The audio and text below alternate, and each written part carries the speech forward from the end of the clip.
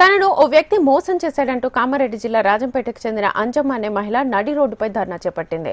జూకంటి మోహన్ రెడ్డి అనే వ్యక్తి తనతో సహజీవనం చేశాడని, తమ ఇద్దరికి కొడుకున్నాడని తెలిపింది. తమ రేషన్ కార్డు, ఆధార్ కార్డులతో పాటు కుమారుడి సర్టిఫికెట్లలో కూడా తండ్రిగా మోహన్ రెడ్డి పేరు ఉండగా తాజాగా శివరాములు అనే వ్యక్తి పేరును చేర్చాడని ఆరోపించింది.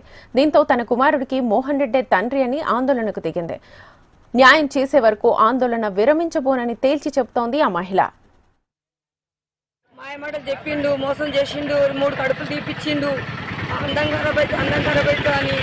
నాకు ఇప్పుడు ఒక కొడుకు లాస్ట్కు నాతో ఒకటి పోతే ఏం పిల్లలద్దంటే అది ప్రభుత్వ హాస్పిటల్లో ఆ మేడం ఈ కాలు పట్టుకొని తీసేయమంటాడు సార్, మేడం తీసేయకుండ్రి అని లోపలనే చెప్పి ఉంచిన.